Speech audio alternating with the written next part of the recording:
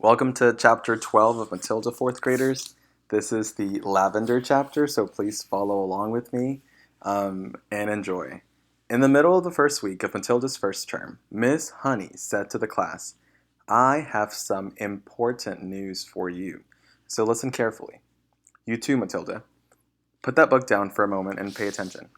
Small, eager faces looked up and listened.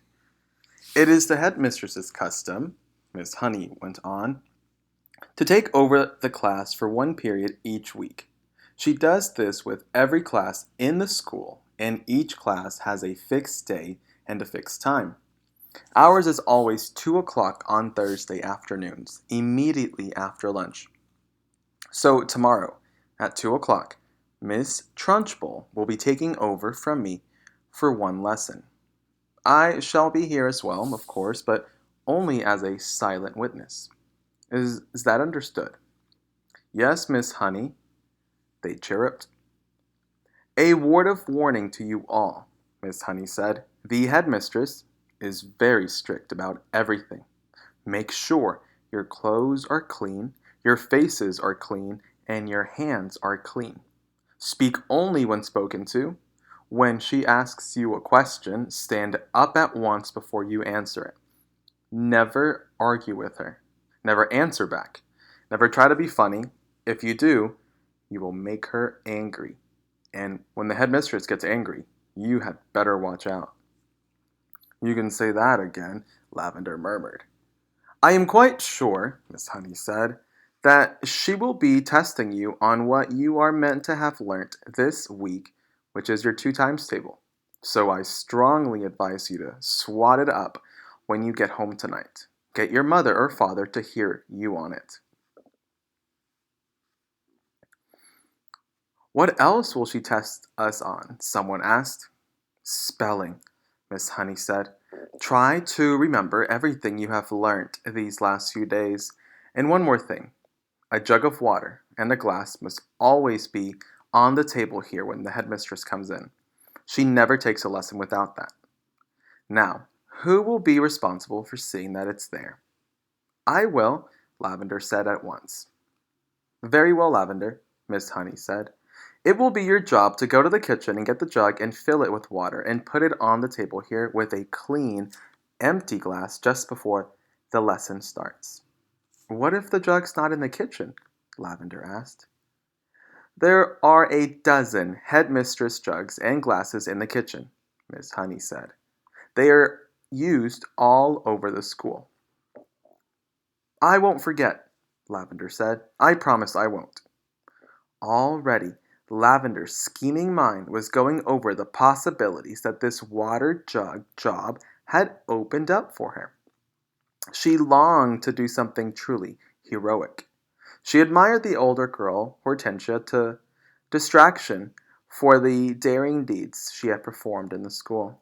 She also admired Matilda, who had sworn her to secrecy about the parrot job she had brought off at home, and also the great hair oil switch which had bleached her father's hair.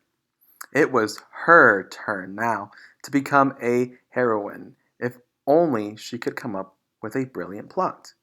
On the way home from school that afternoon, she began to mull over the various possibilities. And when at last the germ of a brilliant idea hit her, she began to expand on it and lay her plans with the same kind of care the Duke of Wellington had done before the Battle of Waterloo. Admittedly, the enemy on this occasion was not Napoleon, but you would never have got anyone at Cruncham Hall to admit that the headmistress was a less formidable foe than the famous Frenchman. Great skill would have to be exercised, Lavender told herself, and great secrecy observed if she was to come out of this exploit alive. There was a muddy pond at the bottom of Lavender's garden, and this was the home of a colony of newts. The newt, although fairly common in English ponds, is not often seen by ordinary people, because it is a shy and murky creature. It is an incredibly ugly, gruesome-looking animal, rather like a baby crocodile, but with a shorter head. It is quite harmless, but doesn't look like it. It is about 6 inches long and very slimy, with a greenish gray skin on top and an orange colored belly underneath. It is, in fact, an amphibian, which can live in or out of water. That evening, Lavender went to the bottom of the garden, determined to catch a newt. They are swiftly moving animals and not easy to get hold of. She lay on the bank for a long time, waiting patiently until she spotted a whopper. Then, using her school hat as a net, she swooped and caught it. She had lined her pencil box with pond weed ready to receive the creature, but she discovered that it was not easy to get the newt out of the hat and into the pencil box. It wriggled and squirmed like quicksilver, and apart from that, the box was only just long enough to take it. When she did get in, when she did get it in at last, she had to be careful not to trap its tail in the lid when she slid it closed. A boy next door, called Rupert Whistle, had told her that if you had chopped off a newt's tail, the tail stayed alive and grew into another newt 10 times bigger than the first one. It could be the size of an alligator.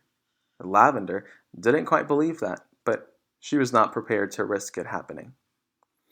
Eventually, she managed to slide the lid of the pencil box right home, and the newt was hers. Then, on second thoughts, she opened the lid just the tiniest fraction so that the creature could breathe. The next day, she carried her secret weapon to school in her satchel. She was tingling with excitement. She was longing to tell Matilda about her plan of battle. In fact, she wanted to tell the whole class, but she finally decided to tell nobody. It was better that way because then no one, even when put under the most severe torture, would be able to name her as the culprit. Lunchtime came. Today it was sausages and baked beans, Lavender's favorite, but she couldn't eat it. "Are you feeling all right, Lavender?" Miss Honey asked from the head of the table. "I had such a huge breakfast," Lavender said. "I really couldn't eat a thing." Immediately after lunch, she dashed off to the kitchen and found one of the Trunchbull's famous jugs.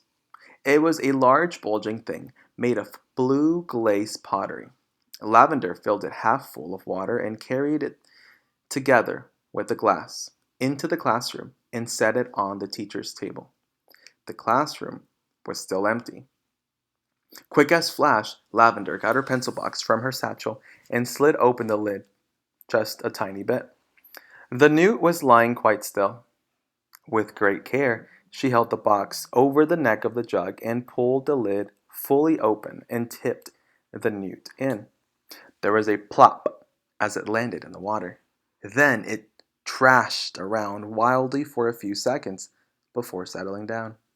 And now, to make the newt feel more at home, Lavender decided to give it all the pond weed from the pencil box as well.